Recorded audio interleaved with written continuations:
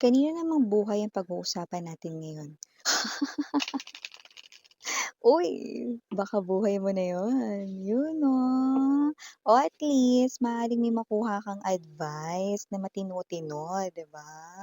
Or makakuha ka ng tsismis 'no, lalo na kung ikaw ito 'no, na gusto mong simpleng makibalita 'no, kung ano na yung nangyayari 'no, lalo na dun sa bagay na wala kang alam, 'yan 'no, parang update gano'n. So let us see for today's reading. Thank you so much, Archangel Michael, Guardian Angels, and ancestors of my collective people.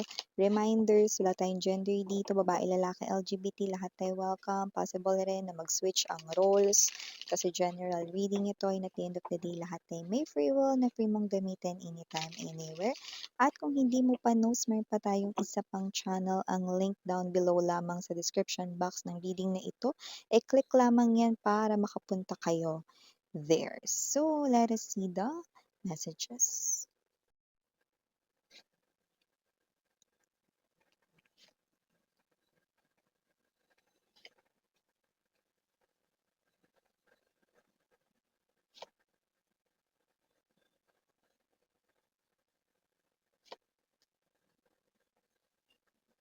Okay. So, with this Queen of Cups energy, Two of Wands, and the Seven of Coins energy, no, nakita ko na kung sino yung pinatutungkulan mo rito or yung tinutukoy mo rito, no, ay ang person rito na parang sinasabi mo na nasayang yung ganitong taon, na minahal ko siya. Yung iba, no, talagang nagpapakita kayo rito ng years, like I'm seeing 5, 7 years, others 10 years 'no, equivalent to 1 decade 'no, o yung iba 'no, maraming years, to the point na yung iba sa inyo kinasal kayo sa kanya, yung iba nagsama kayo ng matagal, basta may gano'n. Pakiramdam mo ilang taon man 'yan, yung iba puwedeng 2 years, okay, 3 years, or it feels like years already 'no. Parang feeling mo na sayang 'yon 'no, yung mga taon na 'yon 'no. So, nakikita natin dito na yung iba feeling ninyo kasing haba ito ng 15 years to 25 years 'no, yung iba gano'n katagal po. Yung iba feels like na super tagal kahit na yung iba ay mag-o-almost a year pa lang. You feel like nasayang with the Seven of Coins energy, ano man ang ibinigay at ipinakita mong pagmamahal sa taong ito. Kasi with this Prince of Swords energy and the Eight of Cups, very, very strong. Ibig sabihin, no, pinili niya ritong umalis, iniwan kayo, possible na inabandon na or ginost rito, no? And you feel like na sayang yon 'no, and parang kayo ito 'no, na meron kayong resentment dito, Ace of Wands 'no, center ng reading, yeah, Four of Cups. We have here the transformation, oh, okay, Five of Wands now, Eight of Swords, Ten of Cups. Ten of Cups right here, pero I'm seeing the Three of Cups, ha? Bottom of the deck, Four of Swords, Ten of Swords, and the Hermit. Yeah. So, like what I've said, no, a while ago or seconds ago, this is you, Queen of Cups.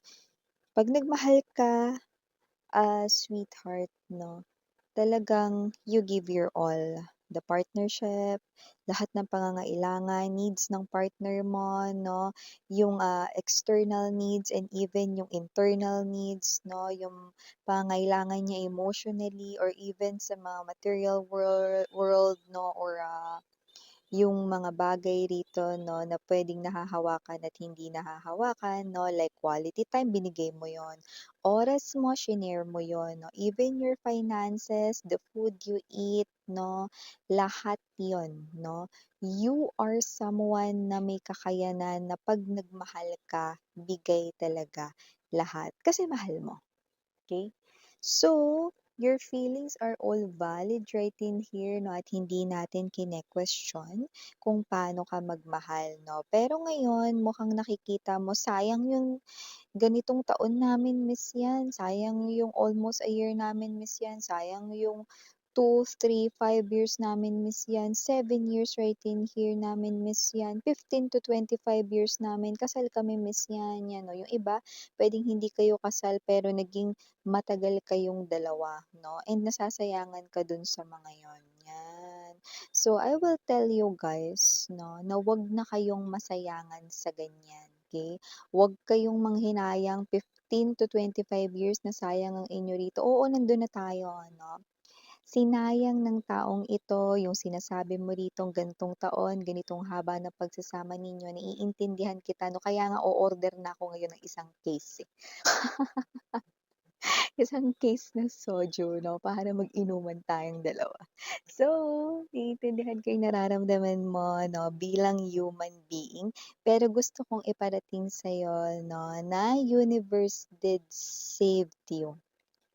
That 15 years, 25 years na nakikita kong pinakamatagal dito na lumalabas na specific na pagsasama ninyo sa iba sa inyo, okay? 'Wag mong panghinayangan 'yon dahil napakahaba ng habang buhay mga babes 'no. Ibig sabihin binigyan ka ni universe or ni God ng kalayaan mula sa taong ito na hindi marunong magbalik ng lahat ng pagmamahal, effort 'no, na ibinigay mo sa kanya. Ibig sabihin, wag mo ng panghinayangan yon at natitira mo rito 'no, na habang buhay na hindi mo siya kasama ay isang blessing or biyaya. Universe or God himself save you from this person, 'yan 'no. So, lahat ng mga panghihinayang mo, oo, okey lang 'yan magalit ka sa kanya 'no, or, sumigaw ka diyan, manggalaiti ka 'no, pero at the end of the day, be thankful. Be grateful because God saved you from this person who cannot reciprocate and hindi mo deserve yung receiving less than sa dapat mong matanggap or ma-receive. See? So, kung yan man 'no, kahit gaano pa yung katagal na pagsasama ninyo 'no, okey, isipin mo na lang na yan ay isang katiting lang 'no, na puwede mo na ulit ipagpatuloy ang buhay mo. Napakahaba ng habang buhay mga mahal. Marami ka pang oras para maging masaya at lumigaya. Binibigyan ka ng pagkakataon ni universe with the transformation. This speaks spiritual changes 'no, na mangyayari rito sa'yo 'no, at sa bagong mundong ike-create mo kung saan nakikita kong magaganda na itong mga bagay na ito at lahat ng sinasabi mong nasayang ay hindi mo na maiisip at mababanggit pa sa bagong chapter ng buhay mo, 'yan.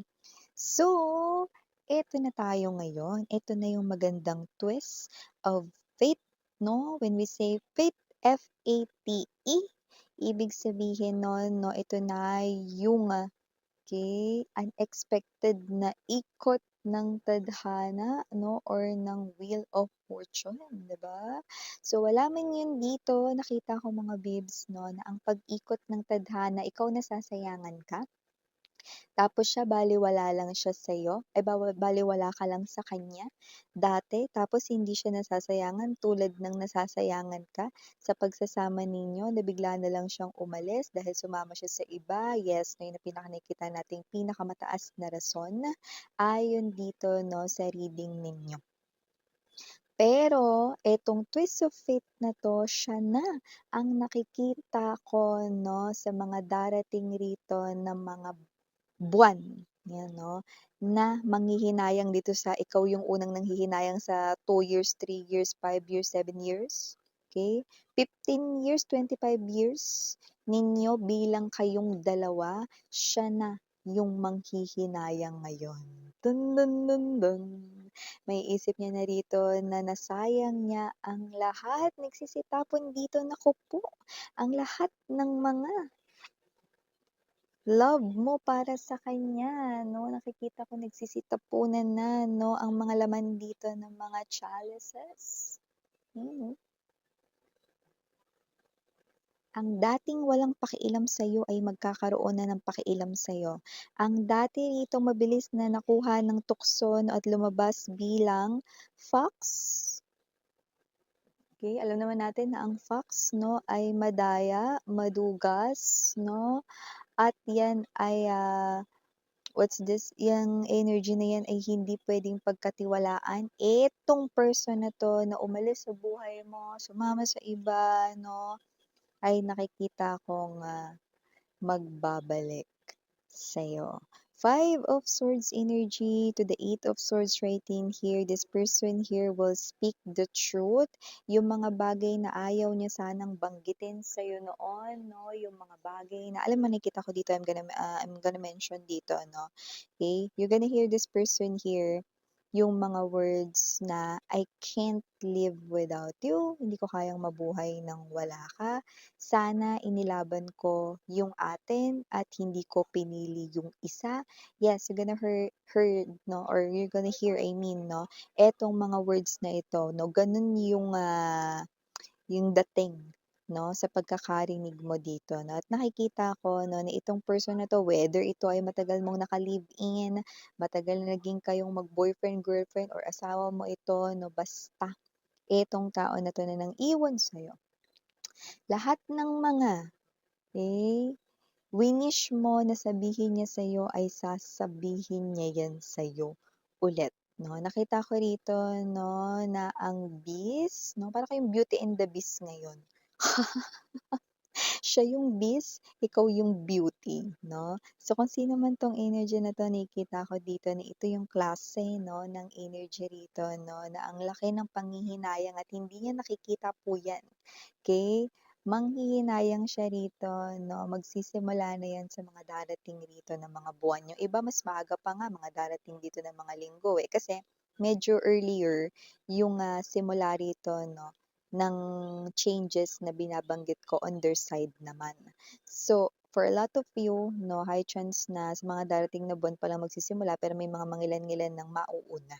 So, with the Four of Swords right in here and the Ten of Swords, Hermit, nakikita ko dito na itong person na 'to 'no, ay someone dito na hindi niya tatakasan yung kanya ritong mga kasalanan, pero maaaring takasan niya yung third party. Do you mean miss yan layasan? Yes. Puwedeng layasan niya yung third party, takasan yon 'no?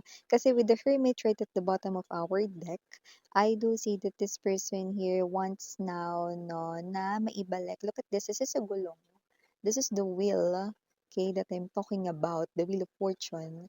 And also that is the wheel doon sa, chariot 'no, na sasakyan 'no, and I do pick up that this person here 'no, I definitely magmo-move towards your direction and it will be faster 'no. So nakikita natin dito that this person will definitely seek for your forgiveness and healing with this Four of Swords energy, because I do see na may mga mangyayari sa kanya rito 'no, na mga pagbabagong hindi niya kayang salagin at hindi niya kaya rito 'no, na ibahin 'no. Wala siyang magagawa kundi sumunod at sumabay sa pagbabagong iyon, kasi ito yung pagbabago na orchestrated ni universe sa kanya. 'Yan 'no, parte ito ng kanya ritong spiritual lesson. See? Ang taong dating walang pakialam sa'yo, tapos yung tao ritong sinayang yung napakaraming taon mo, siya naman ngayon yung magiging ganyan dito. Dun dun dun dun. Ay, initials, we have your capital letter A, P, D, B as in boy, R, J, oh, RJ, baka J yan ha, RJ ha, just take only what resonates. We have I, and last for our capital letter, we have C. Okay, for our small letters, we have E, O. For O, maaari dong dalawa yon, maaaring hindi magkasunod. We have here as well small letter S and small letter N. So, These are all the messages I've got right here for you, sweethearts. Definitely, this person here will do something like an action. Action right in here, no, na nakikita kong a action papunta sa iyo. Again, in your Yana on me for the girls in Yana, do not for the boys. Sarang, hey, love and light.